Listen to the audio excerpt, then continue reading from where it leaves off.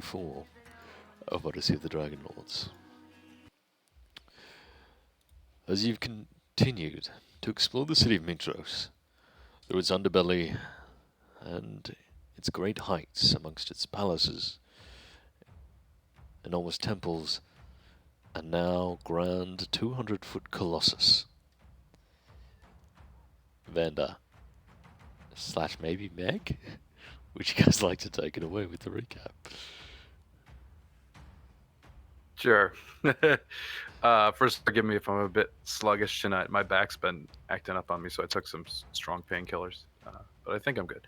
Anyway, so last time we started off with Antea, and I don't remember the place, but the refuge for the Island of Misfit Toys, I think it's called. Beneath in the sewers of Mitros, and Antea requested that Mic we feedback off. Mic off. Essentially try and persuade the Lady of Coin to stop poaching her people and threatening to reveal where she is, to provide safety. In order that she would give us the Eye of Vedenak, I think it was called, that we can give it to the Ghoul King so that the Ghoul will redeem our oath of service. Basically. So we traveled to a large colossus of Pythor, where the Cult of Snakes has taken up residence. And after a brief negotiation, we were all blindfolded and led up to talk with the Lady of Coin herself, and the top of the colossus there. We talked about her, tried to suss out her motives, told her what we wanted, and after a bit, Echo, it was clear she wanted something from Echo, so her and Echo had a private conversation in which Echo made a deal to, in order to secure her leaving the Lady of Night, Mistress of, they're very similar. Something, yeah. Her alone, Antea, to leave Antea alone, she would get, I think it was something like the first thing that Echo got, or something like that, received. It was a little cryptic, a little vague. After she either finds out more about her curse or breaks her curse, or so, it was something more like fulfills her curse or something like that. It was all very cryptic. And Echo agreed, adding a few more provisions of her own, including the safety of her sister Io, and also potentially taking over if the Lady of Coin decides to bounce. Then we trekked back to the sewers. Oh, Echo was a little bit vague and telling, so not everybody in the party knows that Echo made that deal. Some are a little suspicious, others are Vander. So we headed back to the sewers, talked to Antea. She gave us the thumbs up, gave us the Eye of Vedenak, and we made our way back to the lair of the Ghoul King, where he had Sorlozo captive and was being sinister and threatening to him. And we gave him the Eye of Vedenak, and then there was kind of a look shared around the room, and Nick thrust his blade into the Ghoul King. It was super justified because we had mentioned something about the children got briefly mentioned, and he went, "Oh no, I missed out on a snack," and we went, "It was already go time, but it's super go time now," so it was definitely an immediate flurry into motion there. Fucking party time, let's go. Did I miss anything else? No, that was actually really thorough. Stellar job. We overheard some things, or like saw some things about in the Colossus, right? It was just some like vague stuff. A delivery. Yeah, 13, 17. They had this like boiling fluid somewhere, like in containers, or you connected Varkon. That's the dude to the shipments that they're. So he connected to the Calls of the Snake and their mysterious shipments to an island. Which one's Varkon again? He's the guy. No, he's the like pirate dude who gave us the orb to the sewers. That asshole. The crystal. Oh my god, there's too many. We met at the bar. I'm pretty sure. Oh. You can get Karen Nerdagan, Meg. I am. And there's that's also... man. We were asked to rob him. That's right. That's okay. I was gonna say he came up so recently. What am I thinking of? You're totally right. I was crossing the brain. Oh my god. Yeah.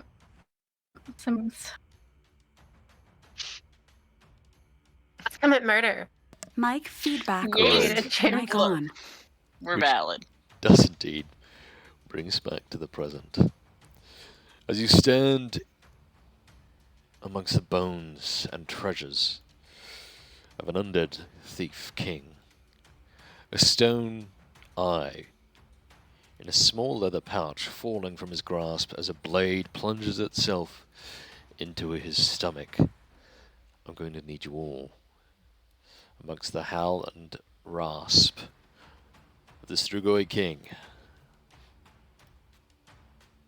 to roll for initiative. Ooh.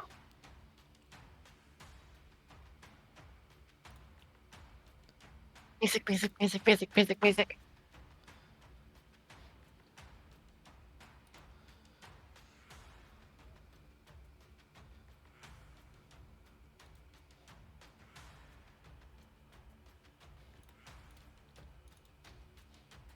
Question.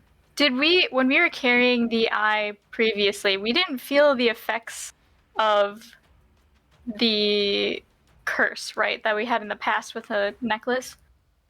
No. No, you feel no Nice. effects I'll take from that. carrying the eye. Just before I pick it up, you know, wanted to check. Just remind me again. Where do I roll initiative? So you can either roll it off your character sheet. You'll find it immediately to the right of your little character portrait, called Eye and High. Or you can go to the Fist tab, the Combat tab, which I'll call it from now on, and never call it Fist tab again, and you can roll it from there. No, it's right. What is it? The Stormfisters? That's us. Everyone really rocking that bronze. Also, Cesara, I saw that Nat 20 effect, and that was dope. Alright. So as the sort of sudden hiss and howl of these ravenous creatures, again, the Ghoul King stands tall, doubled over and hunched even more than his usual brambled look, due to the blade that has suddenly ensconced itself into his grimy stomach. We are at the top of the initiative. Cesara, what would you like to do? Yeah, there's just a roar of delight because she is quite pleased that Nick kicked this off. She will use her bonus action to rage as she goes. I mark that down. Boom. And then, yeah, she'll attack. She is all eyes on this Ghoul King for the moment, and will be just bringing down her maul to him. Right. Hold on. Let's see if I can get the...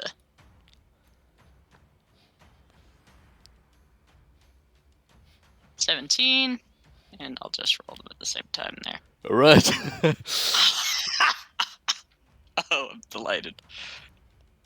Caught slightly off guard from the sudden plunge of the blade. Not surprised, though, at the treachery, but certainly surprised at the speed and veracity with which it is brought.